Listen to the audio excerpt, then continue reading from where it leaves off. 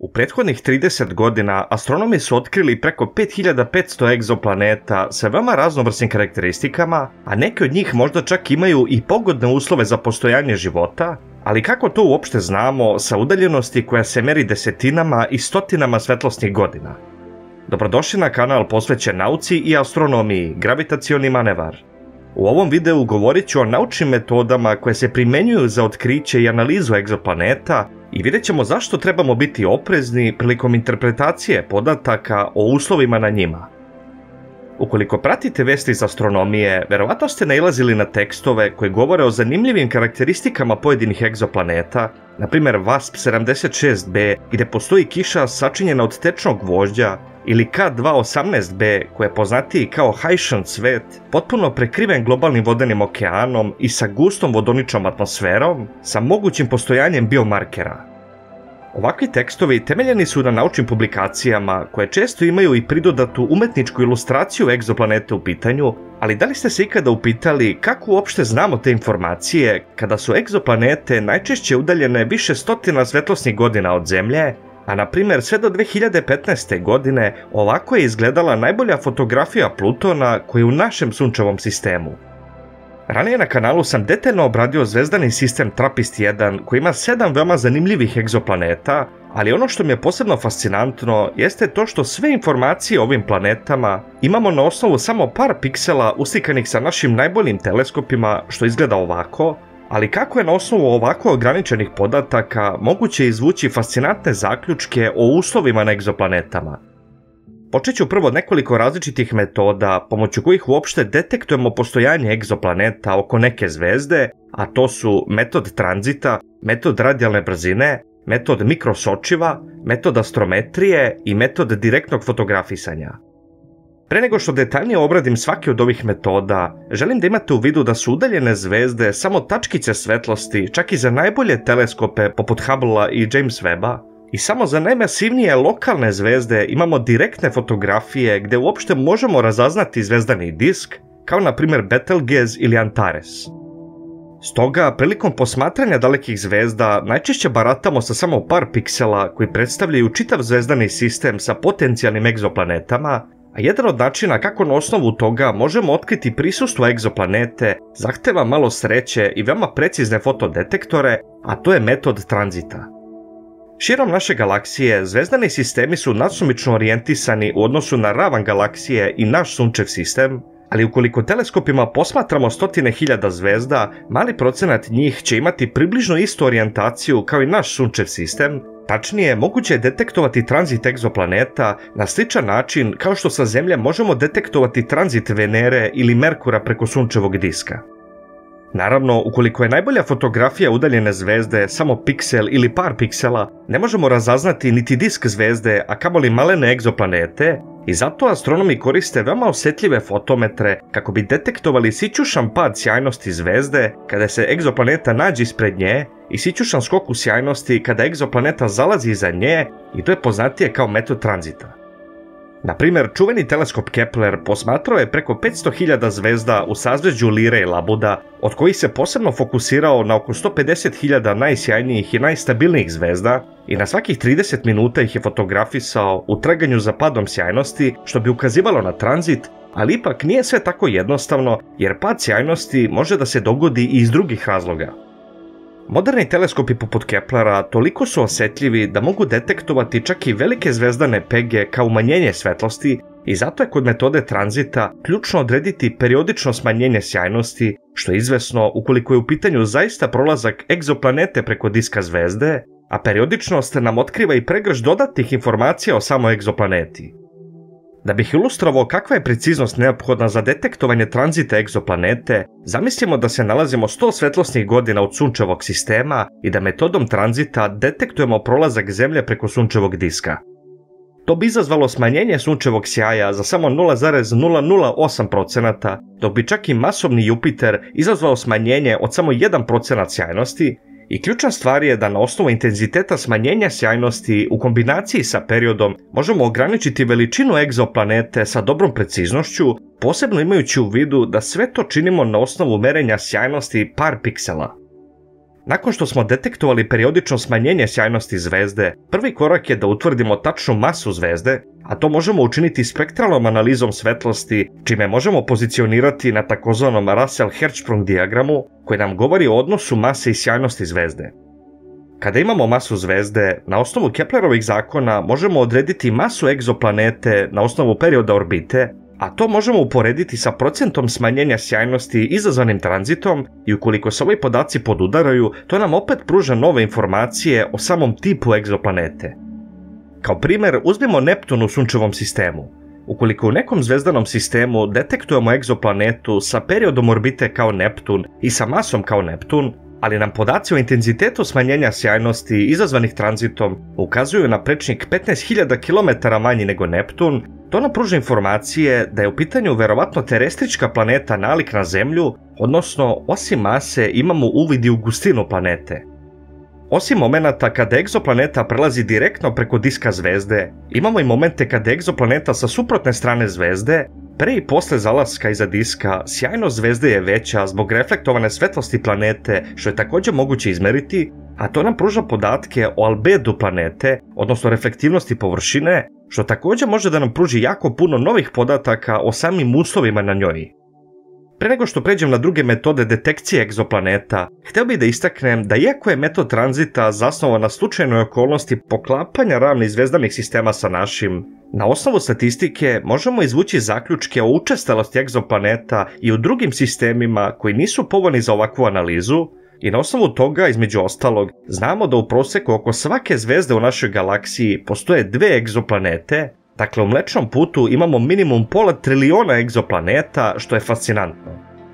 Za slučaj zvezdanih sistema gdje egzoplanete ne kruže u povoljnoj orijentaciji za metod tranzita, astronomi koriste metod radijalne brzine, koji se zasniva na gravitacionom osciliranju zvezde izazvan gravitacijom egzoplanete ili više njih. Ukoliko posmatramo spektralnu liniju zvezde i uočimo da ona oscilira između dužih i kraćih talasnih dužina sa određenim periodom, na osnovu Doppler efekta možemo da zaključimo da se zvezda približava i udaljava od nas, a što se dešava usred egzoplanete ili više njih koje privlače zvezdu tokom orbite oko nje. Ovaj efekat je također veoma sićušan jer su zvezde najčešće mnogo masivnije od planeta koje kruže oko njih, a pošto dva tela u svemiru poput zvezde i planete kruže oko zajedničkog baricentra, pozicija baricentra od centra zvezde efektivno dovodi do kruženja zvezde oko njega, što dovodi do većeg ili manjeg Doppler pomeranja signala u zavisnosti od mase ova dva tela. Tako, na primjer, Jupiter i Sunce kruže oko baricentra koje je tik izvan površine Sunca, tako da ukoliko sa velike udaljenosti posmatramo Sunce, vidjet ćemo da ono oscilira oko ove tačke sa periodom Jupiterove orbite, na osnovu čega možemo zaključiti da Jupiter postoji i možemo da izračunamo njegovu masu, iako bi on bio potpuno nevidljiv teleskopima. Zar to nije fascinantno? Na ovaj način možemo odrediti postojanje egzoplaneta u raznim konfiguracijama nagiba u odnosu na naš sunčev sistem, kao i masu egzoplanete, ali to je ipak manje podataka nego što nam pruža metoda tranzita, a također ovaj metod pristrasan je ka veoma masivnim planetama poput Jupitera ili Saturna, jer one imaju veći efekat na Doppler pomeranje signala udaljenih zvezda. Mana metode radijalne brzine je to što ne funkcioniše ukoliko posmatramo udaljeni zvezdani sistem iz polarne perspektive, ali zato imamo druge metode poput mikrosočiva i astrometrije kojima možemo detektovati čak i ovakve egzoplanete. Metod mikrosočiva funkcioniše na principu iskrivljenja svetlosti izazvan prolaskom zvezdanog sistema i potencijalnih egzoplaneta u tom sistemu preko još dalje zvezde, jer na taj način možemo detektovati skok sjajnosti daleke zvezde, prvo izazvan gravitacionim sočivom bliže zvezde, a zatim i prelaskom egzoplanete preko iste zvezde.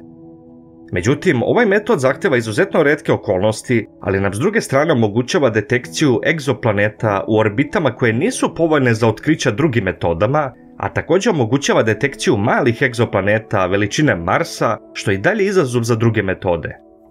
Efekat gravitacionog sočiva teoretski možemo iskoristiti i u našem sunčevom sistemu kako bi fotografisali egzoplanete sa fantastičnom rezolucijom, koja na prvi pogled deluje kao naučna fantastika, a to bi funkcionisalo tako što bi iskoristili gravitaciju Sunca za fokusiranje svetlosti dalekih objekata, o čemu imam detaljan video na kanalu koji toplo preporučujem da pogledate.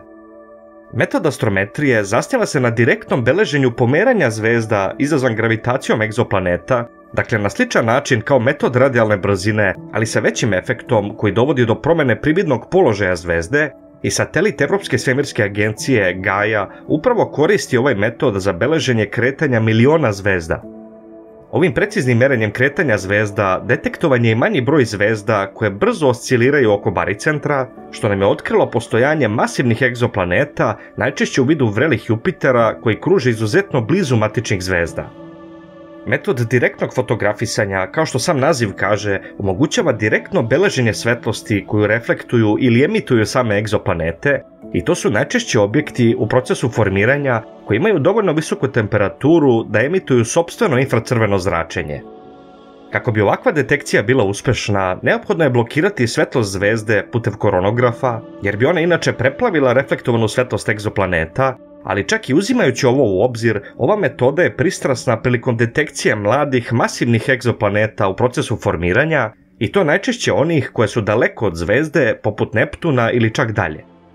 Zvezdani sistem HR 8799 je dobar primjer ove metode, jer su astronomi koristeći teleskop Keck uspjeli da otkriju 3 egzoplanete veće od Jupitera u procesu formiranja sa orbitama od 40 do 400 godina, i na ovom sjajnom snimku, sačinjenom od podataka tokom 7 godina posmatranja, vidimo ples ovih egzoplaneta oko matične zvezde sa udaljenosti od 129 svetlosnih godina.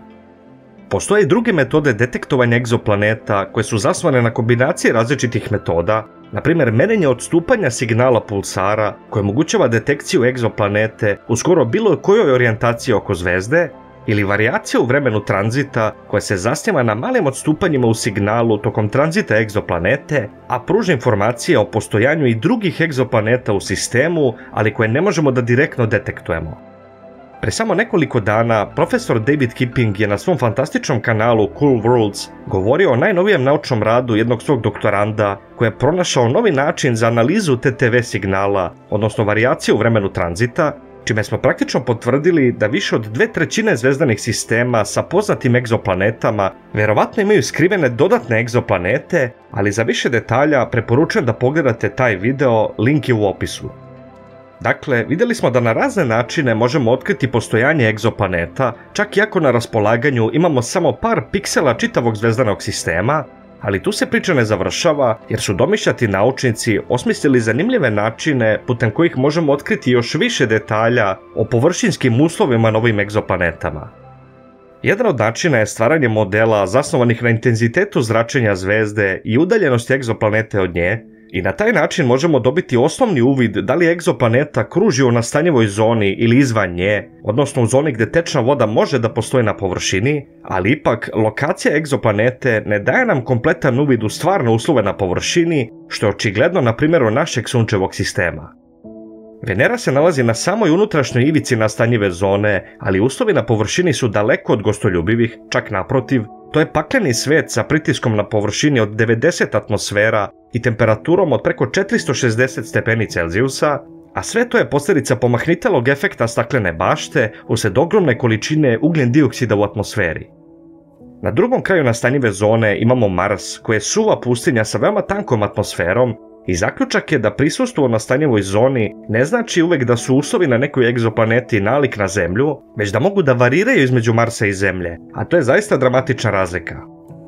Najmoderniji teleskopi poput James Webba ipak mogu da nam pojasne kakav je scenario verovatniji za slučaj neke egzoplanete, i to prvenstveno kroz spektroskopsku analizu svetlosti tokom tranzita.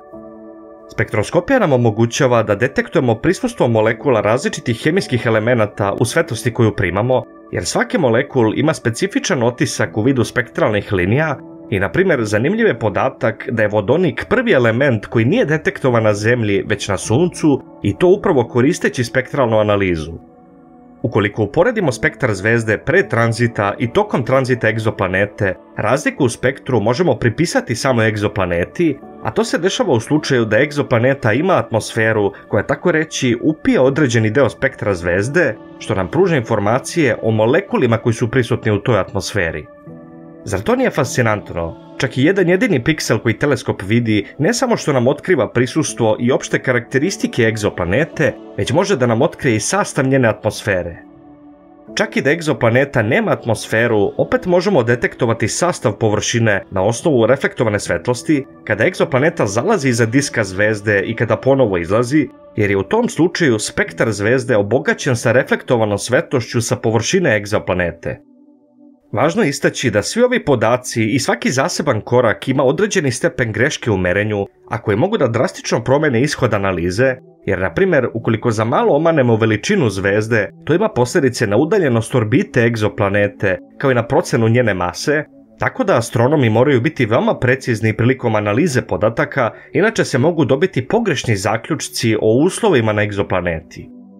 Mislim da se taj aspekt istraživanja egzoplaneta ne prezentuje baš na pravi način široj javnosti, jer se često promoviše neutemeljen utisak da u nekoj egzoplaneti imamo precizne i definitivne detalje o uslovima na površini, dok u realnosti imamo modele sa većom ili manjom preciznošću, odnosno sa većim ili manjim opsegom greške.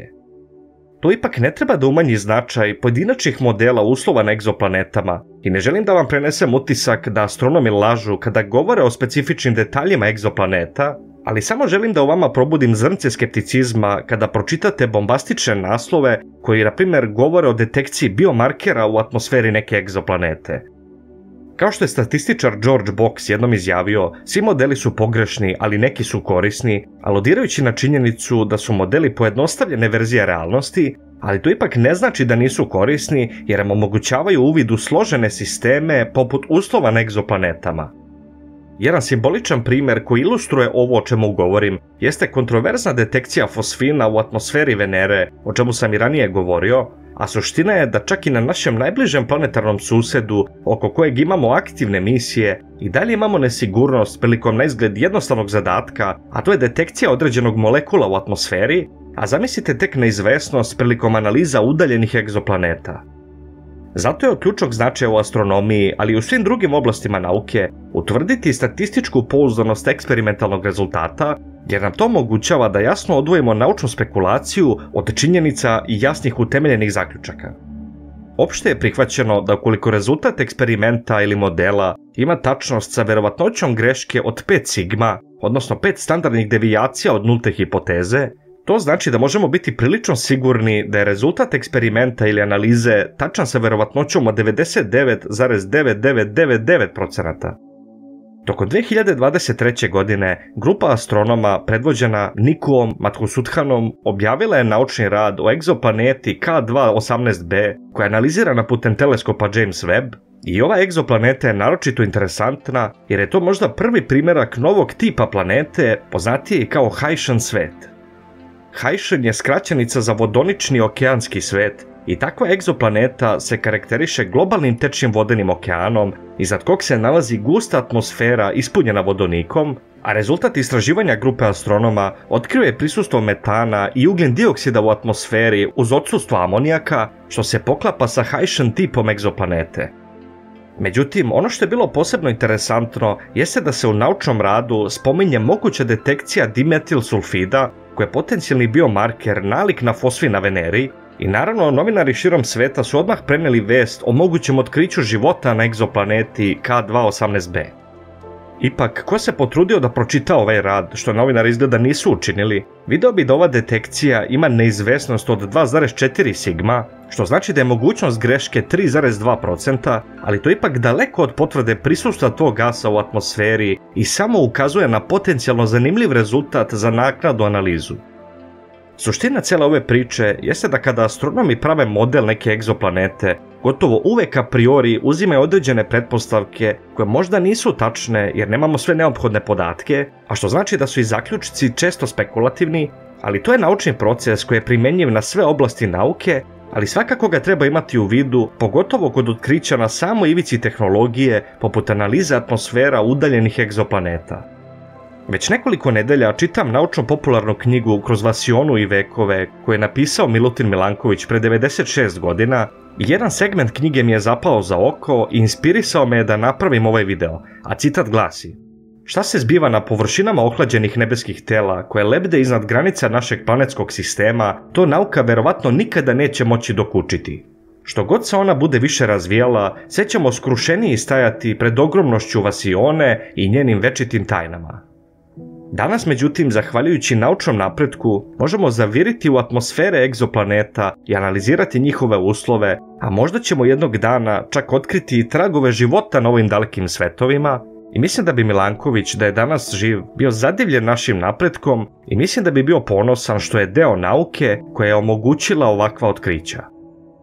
Hvala vam što ste gledali ovaj video i nadam se da ste uživali. Ukoliko želite da podržite kanal, postanite član i kliknite na dugme hvala ispod videa za jednokratnu donaciju, a svakako ostavite like i prijavite se na kanal kako ne biste propustili sljedeći video. Veliki pozdrav i vidimo se u sljedećem videu.